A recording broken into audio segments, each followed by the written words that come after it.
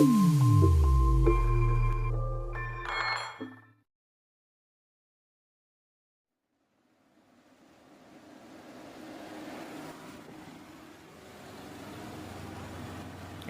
welcome back. Here we have a 2013 Nissan Altima with a CVT transmission, and today we're going to go ahead and drain out the old transmission fluid and fill it up with new fluid. Now these CVT transmissions are notorious for failing at a very early age, so this is why it's important to try to give it this fighting chance.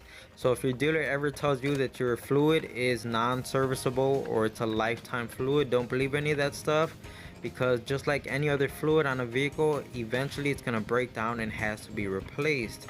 Now personally, I just think it's a gimmick from the dealer for them just to make more money, because think about it, if your transmission fails because you never changed out your transmission fluid, what are you going to do? You're going to get it towed into the dealer. So it's a win-win for them, because now they got the job, you're paying them to actually do the labor. Number two, you're buying a transmission off of them, and number three, you're buying more transmission fluid off of them. So it really is a win-win for them. And let's move on. As you can see, this Nissan has about 80,000 miles on the clock, so yes, the transmission fluid change is way past due, but better late than never. Okay, and getting back to the car, as you saw earlier, I reversed the car onto my floor ramps and raised up the back of the vehicle like that. And of course, you could also just lift it up using your floor jack and place jack stands back there, just like we're doing up here. But I have the ramps, so it just seemed like the easier option for me. Now of course, always use jack stands, do not rely on a floor jack, because it just isn't safe at all. Now what I'm trying to achieve here is raising the car as a whole, as you can see here, and keeping it level, meaning that you don't want to just raise the front of your car, because that can throw off your measurements. And now we could go ahead and remove this cap where you would normally have a transmission dipstick. Now I know what you're thinking, why is it a cap and why isn't it a dipstick? I was thinking the same exact thing, and it just really reinforces how Nissan just doesn't want you to touch this thing, and they want you to bring it into the dealer for servicing. Now I know a lot of manufacturers are doing that nowadays, but it just drives me crazy, because I want to be able to service my own vehicles just like I think people should be able to service their own vehicles. But yeah, maybe it's they just want the transmission. Oh, now I'm just giving into conspiracy theories here. But maybe they do want your transmission to fail so they could keep selling you more transmissions, and the ultimate goal is to sell you another car. I don't know, but let's save that talk for another day. Okay, so before we start draining any fluids, we're gonna have to take a measurement of the fluid that's in your transmission right now. Now this is assuming that you don't have any transmission leaks and that your fluid is at the correct level. Okay, so here we have a regular coat hanger that I just kind of straightened out, an oil dipstick from another vehicle, and the oil dipstick from this Nissan. Now in this next picture, you're going to notice that the Nissan's oil dipstick is just a little bit too short, and you cannot use it as a dipstick for the transmission to get a reading. But you can see on the other one, it's just long enough to use inside of the transmission. Now here we are with the coat hanger. I don't recommend using a coat hanger, but if it's all you have, I mean, do what you got to do, right? But looking at the red dipstick, as you can see, we don't have to do anything to that, because you just push it in until it bottoms out, and that's how you get consistent readings. But since the coat hanger is just really long, you have to make a reference mark. You could either use a Sharpie, or ideally just put a piece of tape on it, and that way you know how far you're pushing in your makeshift dipstick every single time, so you get consistent readings.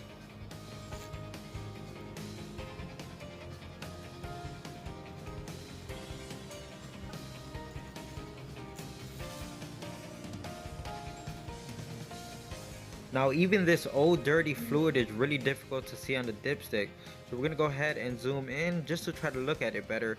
As you can see, it's still difficult to see even with the naked eye, but looking at it closely, we could see that the oil or the fluid level comes right up to about here. So I'm just going to go ahead and mark it, and that way I have a reference point.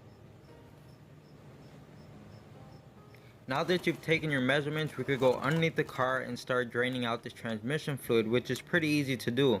All you have to do is remove this one fastener, and the fluid is going to start pouring out, so make sure you have your oil pan ready to catch it. Now I put on some gloves here simply because I don't feel like having transmission fluid all over my hands, But a fair warning is be careful because transmission fluid has no problem working its way down your arm and into your armpit.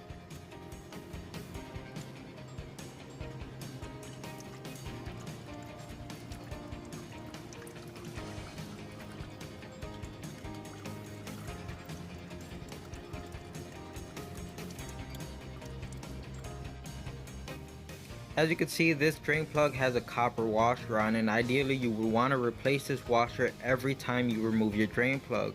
But unfortunately, I don't have a replacement with me right now, and this one looks okay for now, so we're just gonna go ahead and reuse it.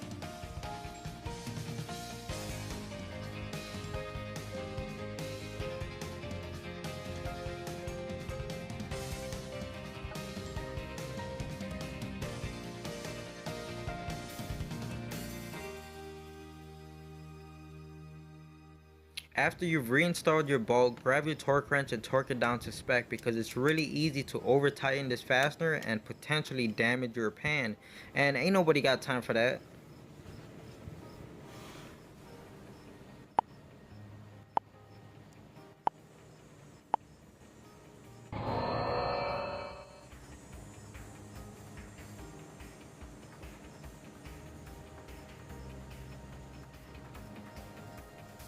And now it's time to simply just add the transmission fluid into the transmission. So I actually put about 4 quarts inside of the transmission initially, without checking anything. I just put them in there because I knew it was gonna take all of it.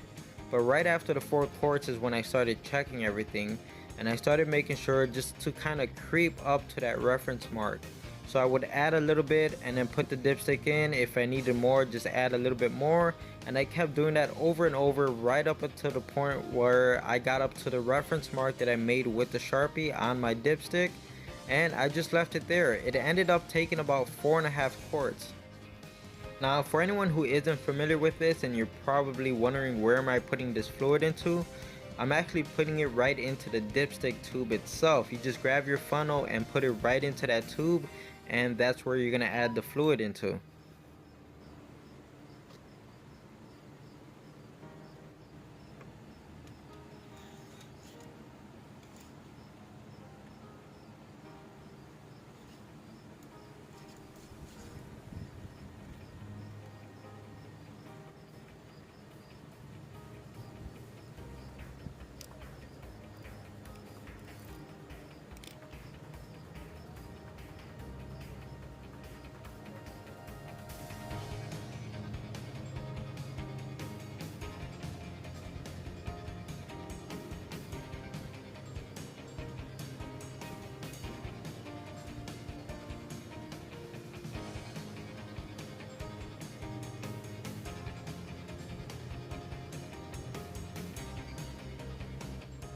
Okay, so at this point I've already poured 4 quarts into the transmission, meaning I have 1 more quart left over. But before I pour it into the transmission, I just want to do a little comparison of new fluid versus old fluid. And I know we're not really going to get any information out of this besides the color. But yeah, this is what 80,000 miles looks like. So for someone to tell you that it's lifetime or non-serviceable fluid, come on. And here I am just adding that half a quart that I mentioned earlier just to get right up to my reference mark that I made. Now I know I'm not showing any of the checking with the dipstick or anything like that, but as you've seen earlier with the old fluid on the dipstick, it was really difficult to see. So you can imagine with brand new fluid, it's almost impossible. I mean, even with the naked eye I had difficulty trying to see the fluid, and it was just, there was no way that it was going to pick up on camera. So I figured I'm not even going to waste any more of your time.